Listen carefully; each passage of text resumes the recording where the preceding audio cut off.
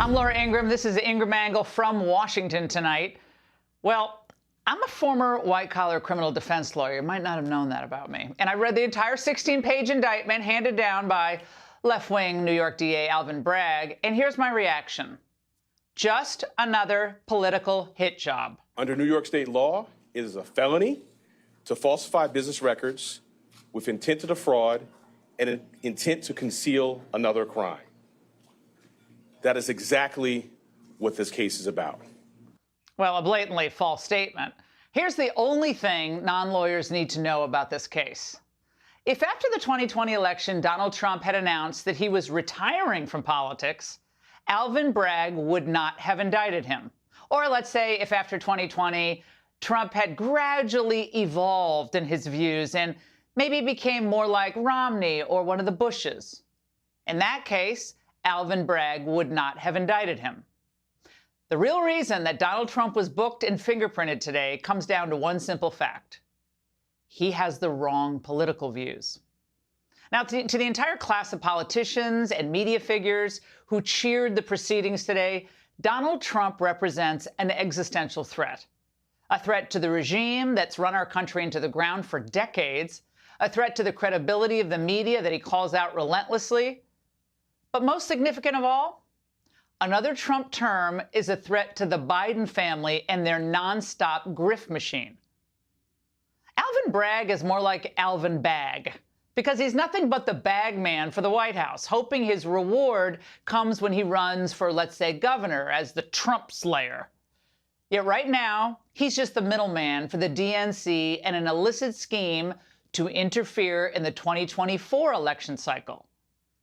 In his astonishingly thin indictment, Bragg alleges that it was Trump who may have, now I say may have, attempted to interfere in the 2020 election or may have violated state election laws by allegedly ordering that former mistresses be paid off, then concealing the reimbursement of those payouts.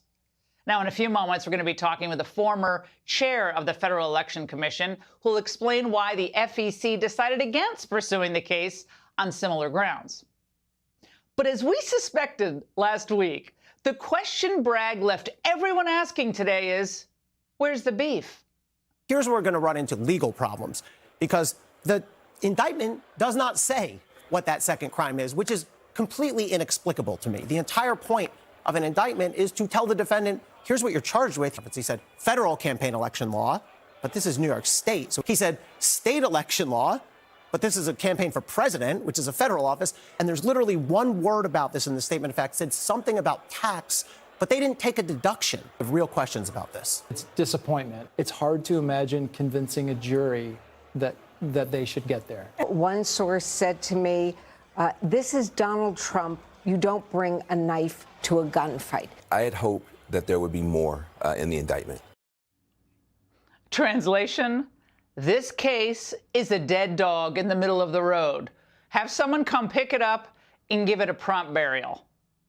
But the portly DA tried to sell his case today and inadvertently engaged in some stand-up comedy. These are felony crimes in New York State, no matter who you are. We cannot and will not normalize serious criminal conduct. What? Normalizing serious criminal conduct is all his office ever does. Like the case from over the weekend where a parking garage attendant saw a man casing the cars in his garage. He confronted the suspect, who then pulled out a handgun and shot the parking attendant twice. The worker, Musa Diarra, wrestled the gun away and shot the suspect in the chest. Now, in the real world, where I tend to live, the worker did the right thing. But in the Bragg world, the parking attendant was charged with attempted murder along with the actual criminal. This is insane. Bragg finally backtracked and announced only after public outcry that he would not prosecute Diarra, but you know he would have if he could have. The damage has already been done. But you really, really know this case against Trump is like a leaky roof when even Mitt Romney throws shade at Bragg. Romney saying that Bragg is trying to fit a political agenda and his overreach sets a dangerous precedent for criminalizing political opponents. Well, the one good thing that may come out of this dark chapter, though, for America will be what I want to just dub tonight as state brag laws, where state legislatures decide to disincentivize state DAs or state AGs from using their positions as battering rams against individuals and corporations simply to feather their own political resumes. These laws would bar the state AGs or the DAs from running for governor, let's say for at least 10 years, or maybe ever. Think about the history in New York alone, where hyper-political prosecutors use their office to try to advance their political careers. If prostitution scandal, if that hadn't derailed him, former state prosecutor turned governor Eliot Spitzer might have made it too. They were talking about him as president. In 2004, the elite's favorite magazine, The Atlantic, dubbed Spitzer the Crusader and proclaimed that he was the future of the Democrat Party. Heaven help us. The bottom line is this Bragg saga is yet another urgent warning that we must have a federal criminal justice system that Americans of all political backgrounds will trust to do what is right, not one that will deliver political dividends either for his party or for him personally.